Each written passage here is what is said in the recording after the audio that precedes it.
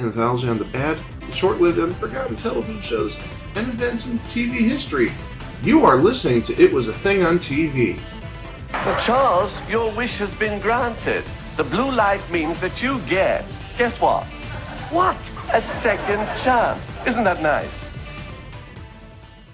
Episode 540, submission number 1218, On Our Own.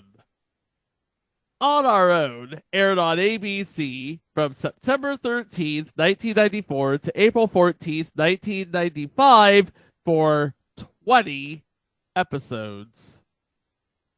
You know, that's the floor of the average of a crock block and a reel-to-reel picture show.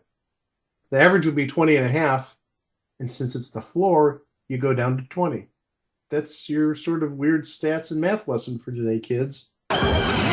Wishing on the moon, climbing up a ladder. Just remember love, tried and true. It's watching over you, staring at the mountain. The edge of the ocean. All you need is love, tried and true, to help you make it through. Paint the sky above you with your brush of dreams. Let imagination guide you. All the colors of the rainbow and every shade in between. Oh, nothing gonna stop, nothing gonna break. Remember love, tried and true, is watching over you. Love, tried and true. I've been watching. We have another ABC family sitcom that is not on TGIF, at least not to start. Imagine, if you will, you're living in St. Louis. You are the oldest of 7 kids. Your mom and dad die in an accident, but you are not legally old enough to take guardianship of your brothers and sisters. What do you do in order to keep the family together? Try to legally declare yourself an adult for some reason, I guess. That would be the logical answer. Not thinking logically, Josh Jericho, a fledgling comedian, decides to put on a wig, makeup, and a dress and pose as his brothers and sisters' long-lost aunt. What? What the ever loving F? What? Mike. Out of Don't drag me into this. No. out of every show we've covered, this has got to be the stupidest plot device ever. Is that a challenge? Yes, it's a challenge. You're forgetting we covered something called the Chimp Channel, Greg. No, the Chimp Channel was fun. It was like, what if monkeys ran a television show? Well, how about the new monkeys? Since you just mentioned monkeys, different monkeys. Oh, New Monkeys was terrible, but I don't think the premise was bad. It was like, let's update the monkeys for a new audience. It's just the show was bad. It's just they weren't monkeys. No. Okay, I'm actually going to look through every episode we've ever done, and I'm going to try to find a flimsier plot. While you do that, I'm going to give a bit of a backstory here, because On Our Own was the brainchild of the late, great David W. Duclin. He parlayed his clout with Punky Brewster, Family Matters, et al., and created this show with the help of old friends Thomas Miller and Robert Boyette, and new friends Suzanne DePass and Suzanne Costin. Suzanne DePass and Suzanne Costin, known for another wily sibling show, Sister Sister, and also Smart Guy. And Gary Mintier, Duclin's longtime colleague, is a co-executive producer. So This show had a lot of guts, but it was not put in a place where it could succeed. More on that later. But right now, let's talk about the show. We have the older brother Josh, who is played by Ralph Lewis Harris, a struggling comedian trying to make it while mourning the death of his parents. He was actually an MC on Dreamgirls and one of the writers of Comedy Central Presents. So he did become that comedian he was hoping to become.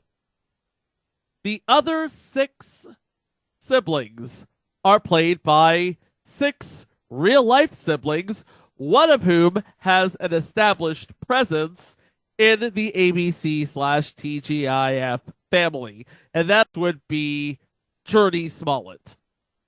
Jurnee Smollett, of course, Michelle's best friends on Full House. This was sort of conceived with her in mind as not a star vehicle, but a vehicle for her and her group of talented siblings. That would be Jazz, Jockey, Jake, JoJo, and oh, yeah. Yeah.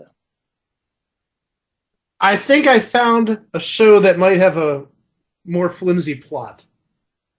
You're not going to like it. I'm just going to tell you that. But I think this is a pretty flimsy plot. Baby, I'm back. Yeah, that's fine. In order to keep this family together, Josh has to don a wig, a dress, and makeup and pose as the others' long lost aunt, Aunt Jelcinda, aka Mama J. Mama J. Playing Jimmy Jericho, the eldest of the Smollett siblings, JoJo Smollett. Nowadays, he's an artist in addition to being an actor. He was in the art department of something called Living by Design with Jake and Jazz, starring his 2 siblings, Jake Smollett and Jazz Smollett. Jake played Jock Jericho, and Jazz played Jay Jericho. Or Jai Jericho. Jurnee Smollett played Jordy Jericho, and has had quite the career on her. She was in 10 episodes of Lovecraft Country. She was Black Canary, or Dinah Lance, in Birds of Prey and the Fantabulous Emancipation of Harley Quinn. And nowadays you can see her in The Order, The Burial, and We Grow Now. The baby of the group, Jero Jericho, played by Jockey Smollett. He was the producer of something called Smollett Eats. The hell is that? Fun food and favorite recipes are on the menu for the Smollett family. It starred Jurnee, Jake, Jazz, JoJo, Jockey, and yeah. Oh god, let's just rip the band-aid off, shall we? Oh God. The final Jericho sibling, Jesse Jericho, is played by Jussie Smollett. And that's all we will say about that. Damn right, that's all we're going to say. Rounding out the cast as social worker Gordon Ormsby is Roger Aaron Brown. And guys, Gordon Ormsby develops feelings for Mama J. Oh God. No. Can I take back that comment about Baby I'm Back had a weaker premise? I think what you just said puts this one over the top. Oh my gosh. Oh my God. I want to die. Not till the end of the episode. Roger Aaron Brown was a voice in the Assassin's Creed franchise of games, but was also in See Dad Run, All Rise, and RoboCop 2, where he played Whitaker.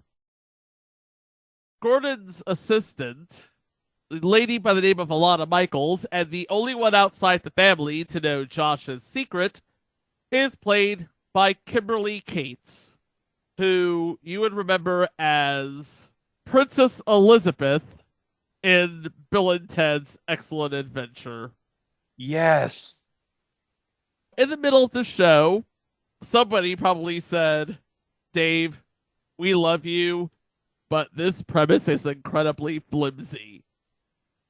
Gone would be Gordon Ormsby and Alana Michaels, and in would be an honorary Jericho, as it were, a boarder by the name of Scotty Decker for the remaining 7 episodes, played by Takia Crystal Kima, which you may remember from her stint on all of the seasons of In Living Color. She was also Raven's mom in That's So Raven. Let's talk about some episodes. Episode 1, the pilot. After their parents die in an automobile accident, 20-year-old Josh takes over as the authority figure of his 6 younger siblings, but the by-the-rules head of Department of Child Services, Gordon Ormsby, hears of the Jericho's case and sends new social worker Alana Michaels to investigate and, if accurate, prepare for foster care. Josh assumes the identity of Aunt Jelcinda to combat the authorities. Yeah, that's not going to do anything. Remember David Duclon's rule. Adults are dumb, kids are smart. Yeah, but they didn't have a kid on Second Chance 1987 that knew that Charles Russell was actually a ghost. You think that would have made Second Chance 1987 much better, Mike? No. Well, I say that because there was the format change, and it was a Fox show. And I've talked about how seemingly every Fox show from that first year, from 1987, was pretty much disposable unless you were called Married with Children. I mean, think of all the stuff they went through that first year. We talked about like Mr. President, and I know Duet aired for a couple of years, but nothing outside of Married with Children had any sort of longevity. Raven Kelly from I'll Fly Away plays Hannah in this episode, a family friend.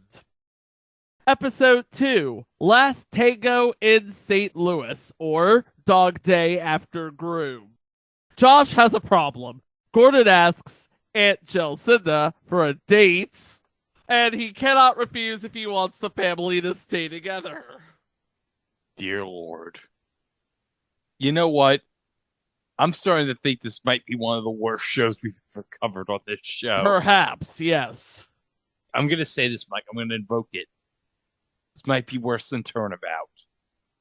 That's a low bar. Oh my gosh. Are you primarily basing this just on the premise and some of these plots? Yes. Episode 3, Matchmaker Mama. Aunt Jelcinda finds a distraught young woman in a restaurant ladies' room and sets her up with her alter ego, Josh. Are you freaking kidding me? She eventually becomes his girlfriend. The girl is Shannon, played by Cindy Heron, 1/4 of En Vogue. Episode 4, A Matter of Principle. When Jesse is unjustly suspended from school for fighting. Oh, wait, no. No. He's going to do a lot worse. It's not going to help you set him straight, okay? Trust me. Jimmy poses as Jesse's grand. Oh, Jesus. Fuck. Greg, you're right. This is worse than Turnabout. End of story. Now all we need is a tiki statue. Never mind. Playing Principal Bolander, Earl Bowen from It's a Living, among other things. Earl Bowen, I do believe he is in our Hall of Fame because he has been in so much stuff. I believe he was Chaz's boss in Boys Will Be Boys, if I'm not mistaken. Wait, another reference to Second Chance slash Boys Will Be Boys? Yeah. Are we going for the high score this episode? Episode 5, Knock Till You Drop. Jimmy loses money he doesn't have to a con man on a game of knock hockey. Meanwhile, Jai readies for her first dance. Now, I was a serious knock hockey player in elementary school. We had a knock hockey league. I scored all the goals in knock hockey. Question. Maybe I'm too old. What's knock hockey? Knock hockey is like knock hockey, but on like a board. Wait, But- knock hockey? Wait. Knock hockey is like knock hockey, but on a board? Okay, knock hockey is hockey, but it's on like a board, like a wooden board. Okay. And sometimes you play with like sticks and stuff, and you got to shoot like a puck and whatever. But our version of knock hockey at school, we'd have like a checker as the puck, and we would shoot the checker. It's one of the 4 goals on the corners of the board. Something like that. I was all about knock hockey, man. Now I'm totally confused because the way you described it, it sounded almost like not air hockey per se, but if you've ever played like, it's not even an arcade version. I know my cousins had this where it sort of had the handles kind of sort of like foosball, and you twisted the little dial or whatever, and the hockey player rotated, and that is how you passed the puck and shot the puck and whatnot. That's what I was thinking you're talking about, but now I have absolutely no clue what you're talking about. Okay, I see what you're talking about. I did a little search on Google, and I've never seen that before, but now I have an idea what you're talking about. In this episode, we have a guy named Norman. He is played by Shavar Ross from Different Strokes and Family Matters. Different Strokes, he was... Oh no. Yes! I was hoping you'd say this! He was the guy who got SA'd by Gordon Jump. Almost. Oh God, no. Don't beat around the bush. This is sort of like me not willing to say that number between 68 and 70. Let's just say it. Dudley and Arnold, they nearly got Yeah, manhandled by Gordon Jump. they never listened to Peter Griffin. Stay the hell away from that bike shop. And then he went on to play Weasel on Family Matters. Episode 6. Swiss Oh, I was Fa- going to wait. I don't want to say this. Are you gonna say I am Weasel? No, I was going to say, when he was on Family Matters, did he get accosted by, oh, never mind. The Boom Boom Room? That stripper? Episode 6, just move on. Episode 6. Swiss Family Jericho's. Josh thinks a camping trip will provide relief from his impersonation, but then Gordon tags along. Can I just fast forward through the rest of this series? I mean, seriously, I'm deleting on my virtual DVR on our own. I'm deleting it. I'm blocking it. I don't want to see or hear this ever again. This is so frigging stupid. Or at least the first 13 episodes are stupid. Wait, hold on. Wait, time it. There's more than 13 episodes. There's more than... Did you hear the top of the show where we said... No. Did you remember the average of a crock block and a real picture show? The floor of that? So you still have another, what? 13 episodes, 14 episodes to go? Buckle in, brother. Oh, I'm gonna be gone in a bit, so I'm not gonna. Oh, you're the lucky one. Oh yeah, I'm gonna be gone in a bit because all right, behind the scenes here, I have to go pick up pizza for my brother and sister-in-law in a bit. So I guess you could say that in a bit they're gonna be on their own. Episode 7. Bargain Basement. The Jerichos discover a trunk full of memories of their parents, and Alana, too, may soon be a memory, since Gordon wants to take her off the case. No guest stars in this episode, but it is directed by somebody we've talked about quite a bit, Rich Carell. Known as a director, but he was a child actor on Leave It to Beaver back in the day, but also he was on the Leave It to Beaver week of Match Game Hollywood Squares Hour. Episode 8. Bonnie is really Clyde. Oh, God! No! No! Stop! I'm running No! out of things to slap my forehead on. Greg, I'm going to go help you get that pizza for your in-laws or whoever it was. For my brother and sister-in-law.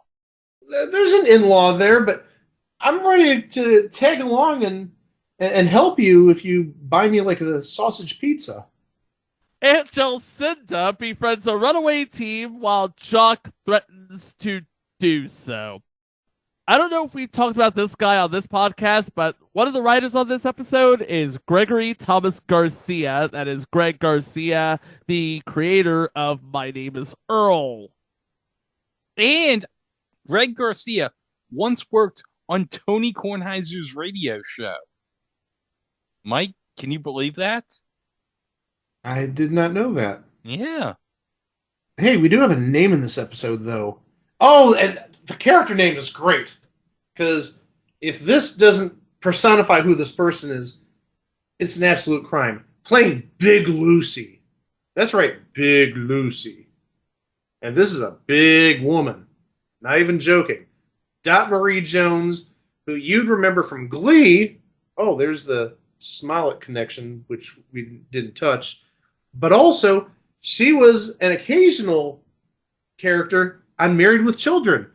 She was very confrontational, and she didn't take any crap from Al, but also she was an arm wrestling champ back in the day. That's actually, I think, how she became popular. If I'm not mistaken, she was one of the warriors on Knights and Warriors. She was. I want to say she was Battle Axe. Episode 9. A family affair. Josh is getting serious about his new girlfriend. The trouble is, sighs Jimmy, if a girl gets serious with Josh, she gets a free six-pack of assorted Jerichos. As Sarah Louise, another friend of the family, believe this is the second time we've talked about her this month, Shar Jackson from Moesha and My So-Called Life. Episode 10.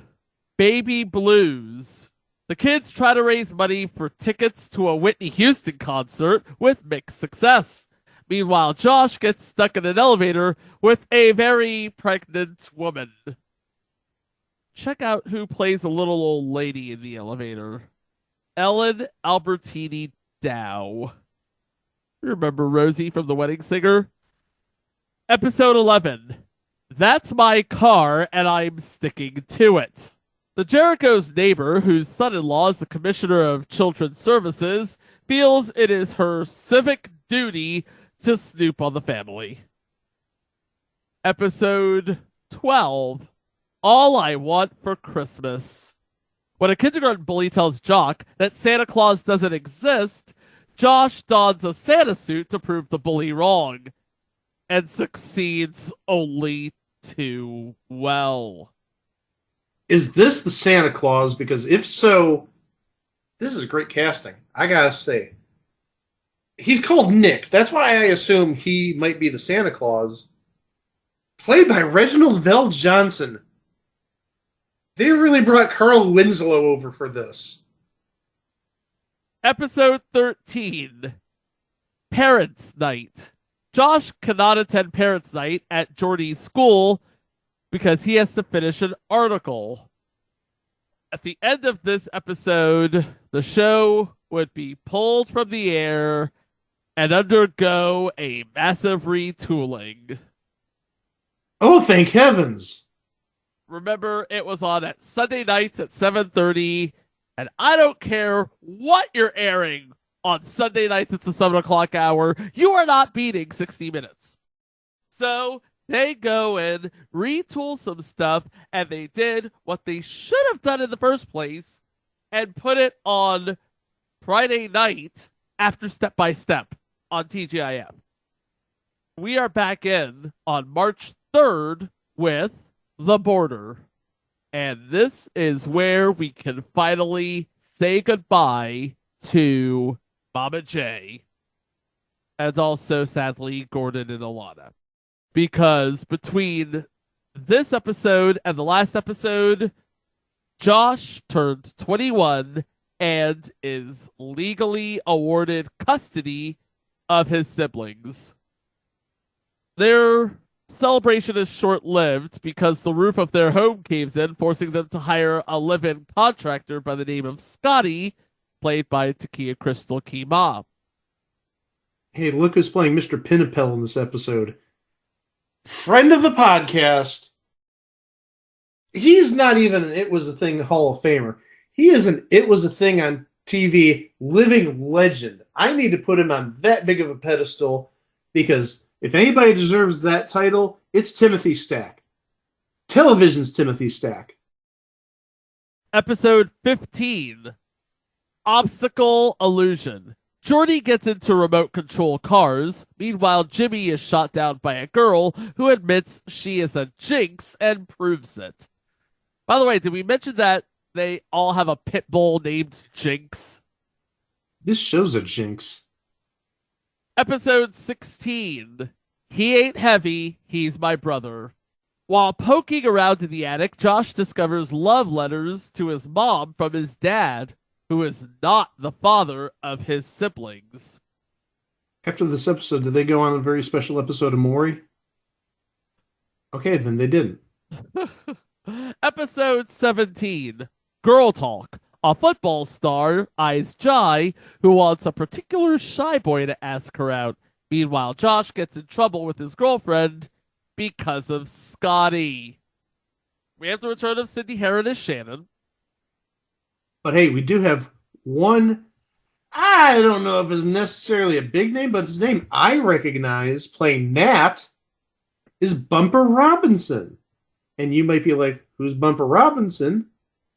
First, he was Dorian Haywood on A Different World, specifically, it looks like last season, 1992 to 93. But where I remember him from, and this goes back to like the second, third season of this show, he was Leon, who befriended Harry T. Stone in Night Court. He was young O.J. Simpson in the O.J. Simpson story. I'm sorry, I just was going through his IMDb and I saw that and it's like, I remember the O.J. Simpson story, but he was young O.J. Simpson. And I'm guessing he was like college age O.J. Simpson if he was young O.J. Simpson because Bumper Robinson would have definitely been late teens, early 20s at that point. I will see your Bumper Robinson and raise you a Dion Richmond from Not Another Teen Movie. He was also in Scream 3, stuff we covered last week, me and the boys, but he is primarily known as Rudy Huxtable's comic foil Kenny, aka Bud, on 32 episodes of the show that aired on NBC Thursday nights at 8 from 1984 to 1992. If we're ripping Band-Aids off, let's just do this one. He's talking about The Cosby Show. Episode 18, Little Rascals. Josh, a Cracker Jack coffee shop manager, has a crisis to manage. His staff has the flu. Enter the replacement staff, his siblings and Scotty. Wow, do we have names in this episode? I'm going to start off with the lesser of the two, and by no means is this lesser.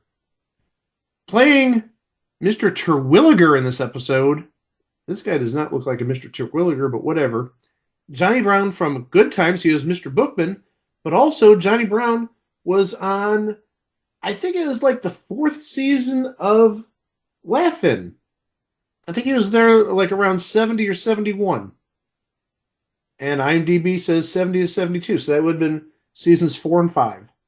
He was originally tapped to play Lamont Sanford on Sanford and Son, but was legally committed to Rowan and Martin's Laugh-In that last season, so the role went to Damon Wilson.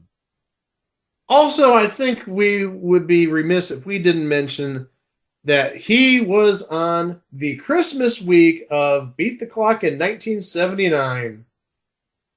The other person I want to mention, some time ago, I don't remember what episode it was, Greg said this might be the biggest name we're ever going to talk about on this podcast. And I think this person has exceeded whoever we talked about. It was a long time ago. It was 2, 3 years ago. This is a guy just playing a construction worker. Not even a character name, just construction worker. Some guy you may have heard of called Will Ferrell. And I'm checking to see how early this was in his career, because he would have been, what, about 26, 27 at that time. This is literally, on IMDb, his first acting credit. How about that? I have to wonder, was this the gig that led him to Saturday Night Live? Given that Saturday Night Live was 2 years later, he started in 97, I believe. I don't see the connection there. It sounds like just another person trying to get his start in show business, and you got to play the menial characters and work your way up. And also, don't forget, you got to try out for Saturday Night Live. They don't just willy-nilly give you jobs based on what you've done in the past. So obviously he nailed the audition, but yeah, you got to play these minor roles and get a little lucky in order to hit the big time. It was 1995. He started in 95? He was part of the massive retool after season 20. I would have never thought he started in 1995. I thought he was easily like 97, maybe 96 at the absolute earliest. Wow. Did we mention that Tim Stack helped write this episode? Episode 19, The Easy Way. Jordy takes the easy way out of a geography exam. She cheats. And a girl with a bad rep has her eye on Jimmy. We have playing a guy by the name of Travis in this episode, Benjamin Levert. We talked about him last week. He was one of the boys on Me and the Boys. And the final episode, The Tonsil Tale. Jock needs a doc. It's tonsillectomy time for the first grader. Meanwhile, Jesse takes up hypnosis. No, I'm not saying a word. No. The jokes write themselves, but I'm taking the high road. Nope, nope, nope. A name playing the dentist in this episode. This is a good person to play a dentist, given what he's primarily known for. The dentist's name is Dr. Bruckner, and he was played by Stuart Damon, Dr. Alan Quartermain from General Hospital, and on seemingly every game show in the 1980s, especially, it seems, ABC game shows. He did All-Star Blitz, he did Family Feud, he did Match Game in 1990. He's been around. That's the show. What happened? I think you said it earlier. The show was on at 7:30 on Sunday nights. Yes, it got pummeled by 60 Minutes, as you mentioned.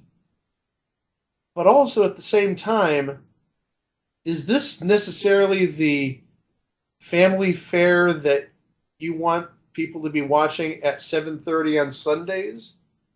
Think about the stuff that usually airs between 7 and 8 on Sundays. Usually like Walt Disney, wholesome stuff. I think Punky Brewster aired at that time at some point in the mid-80s.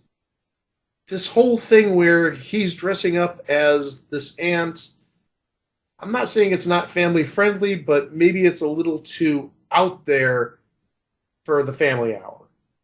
But also, again, it absolutely got clobbered by 60 Minutes in the ratings because, well, that's what 60 Minutes does. It clobbers everything in its sight, at least until America's Funniest Home Videos came along at that time spot. Interesting you mentioned that. The show that was on before On Our Own was America's Funniest Home Videos, and this was back when it was still hosted by Bob Saget, and it was still half an hour long. On the first Sunday outing, it had a 7.8 rating, America's Funniest Home Videos. On Our Own held on to a 7.3. Okay, so there's viewer retention there. Then there's the second Sunday. This would be episode 3. Oh no. America's Funniest Home Videos had a 9.7. On Our Own dropped to an 8.7. October 2nd, same thing.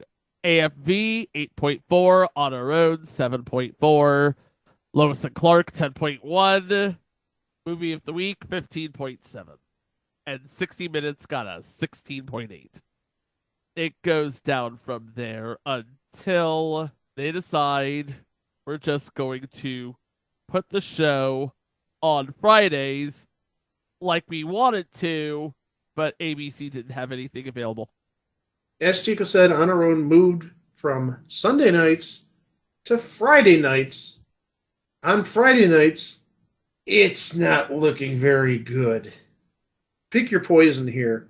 On NBC, it went up against the second half hour of Unsolved Mysteries, but on CBS, it went up against the second half hour of Diagnosis Murder.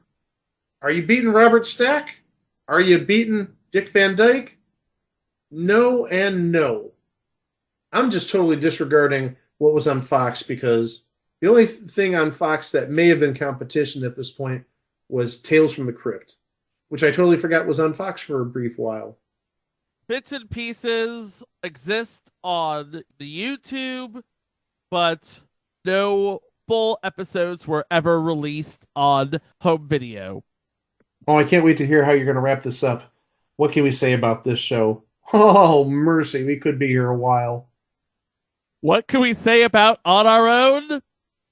What can't we say about On Our Own? It literally had guys in drag, a bunch of cute siblings, one of whom turned out to be very problematic, somebody from In Living Color, and shenanigans with the time slot.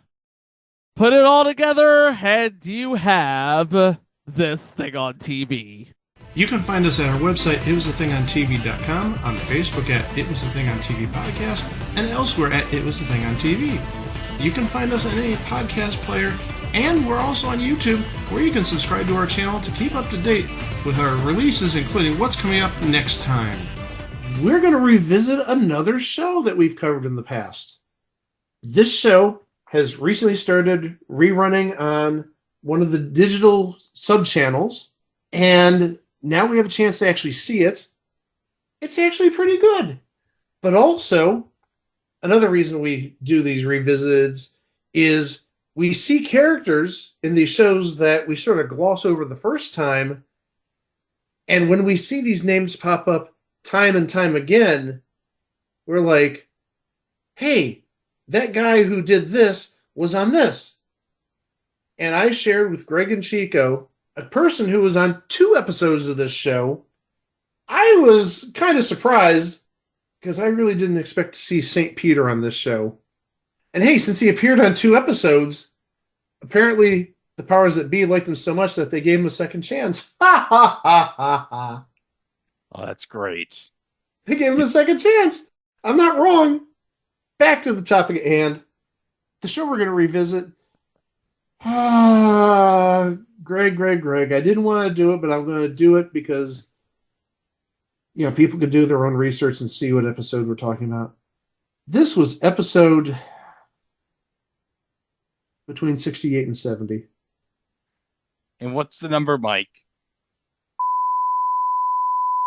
Nice. Nice! No, it's not. Shut up. Yes, it is. No, it's not. Yes, you know it's nice.